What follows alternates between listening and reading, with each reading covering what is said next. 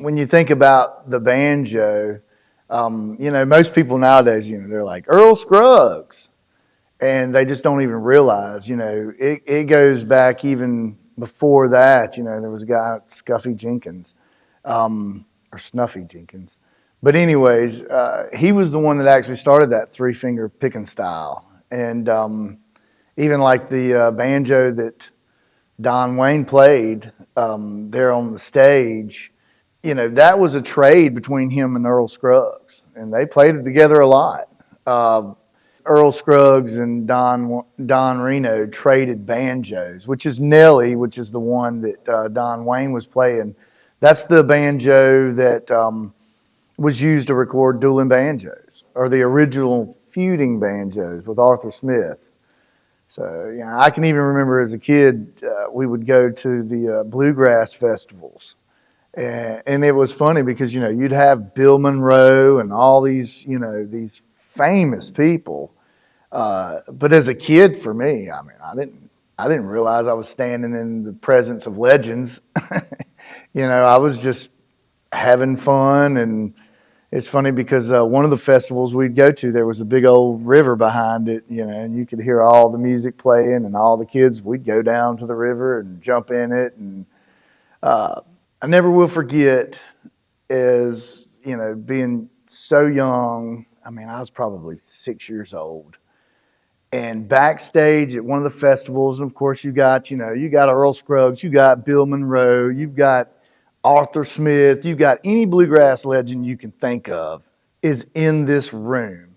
And I'm sitting there with my grandpa, Don Reno, and it just looked like crazy chaos backstage.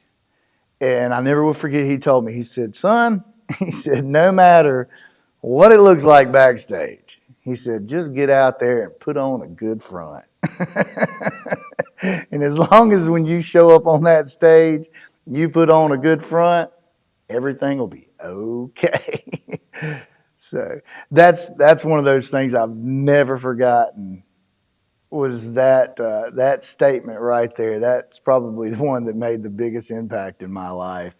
Is just, because we always in life, there's all kinds of craziness going on. Um, but it's like when it comes time to step up to the plate and take your best swing. You guys gig pretty regularly still? Well, yes and no. I mean, we're all active musicians. As far as the Reno Gang's concerned, well, what we did was, so Don Wayne Reno and Dale Reno,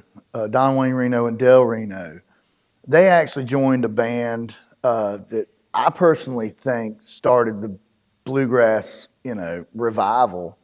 It's called Hayseed Dixie. And what that was they took a bunch of AC/DC songs and made them bluegrass. So, and I never will forget, because every time they would come around, I'd make sure I was at every show. And I just loved what they did with that music. And I know they influenced so many people. And so I was like, hey, I actually saw, and I don't know that you need to include this, but I actually saw Billy Strings, um, played with Billy Strings actually. Saw him at a local music festival, and he sang Long Gone. And he rocked that song. And I was just like, that's what I should be doing.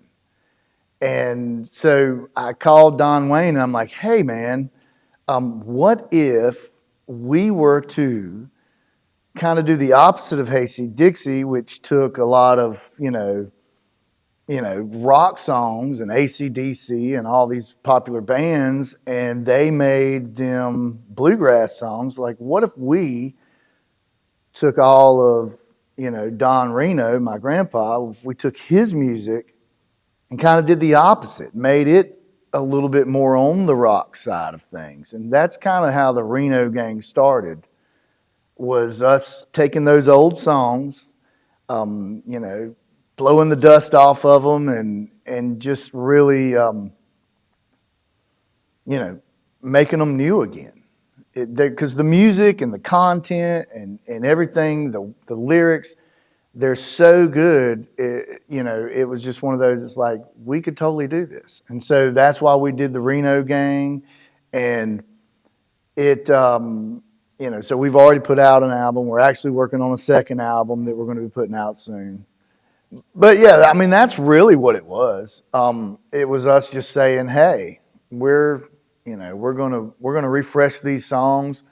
I mean the players we have on the albums. I mean even Ronnie Reno, he's on a lot of it. His son, who's also a grandson of Don Reno, my first cousin Justin Reno, he's on a lot of it. Even local players here in Spartanburg. Uh, we have just an awesome group of musicians that have been involved in this project, and I just love how it's turned out. I mean, the songs are great. I mean, I still to this day, I mean, I'll listen to them once a week at least. Most musicians they're like, most musicians is like once something's recorded, you listen to it once and you make sure it's right, and then I'm not listening to that again. But I just really like it. We recorded it here in Spartanburg. Well, let me say it. Let me rephrase that. We recorded it all over. Uh, we recorded a lot here in Spartanburg. We recorded in Nashville too, and we actually probably a good bit of the recording. We rented a place, so a lot of it we recorded in Johnson, Tennessee, which is actually the same place. I never will forget. Me and Don Wayne were up there, and we went to the store to get some supplies or whatever. And he told me, he said, right here is where Earl Scruggs and Don Reno made the banjo trade. Was in Johnson, Tennessee, which is where we also recorded a lot of the songs for the Reno Gang. I just was like, that's pretty cool. What a nice little God moment that things how they do that 360 the circle of life thing. I thought that was the coolest thing ever, and of course even there we had Nelly, which is the banjo they traded, and he used Nelly to record a lot of those songs. So even if you go and you look up the Reno Gang, you can hear Nelly, the one that actually did Fueding Banjos, Dueling Banjos, whatever, whichever name you want to go by with Arthur Smith, you can hear that banjo loud and clear. So the Dueling Banjos was made famous in the Deliverance movie. That was written by Don. Don Reno. And actually, true story, everybody's like, yeah, that's that Arthur Smith song.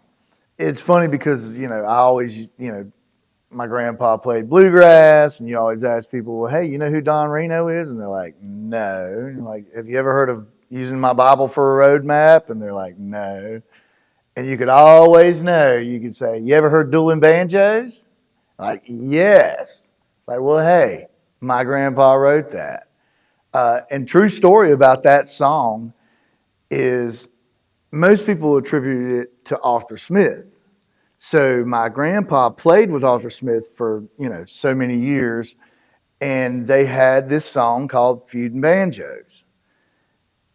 And if I get this story correct, I believe it was like some bet they made about something. And so my grandpa owed Arthur Smith $200. And he said, well, hey, I tell you what, there's this song Feuding Banjos. I'll just give you the rights to that. And so he gave him the rights to Dueling Banjos over $200. And that's a true story. So, and there's so many people that, they're like, well, who actually wrote the song? Actually, the whole point of the song was Arthur played a 4-string banjo. My grandpa played the 5-string banjo. And the whole premise of the song was the duel between which one was better, the 4-string or the 5-string. So that's a little bit of history about that song.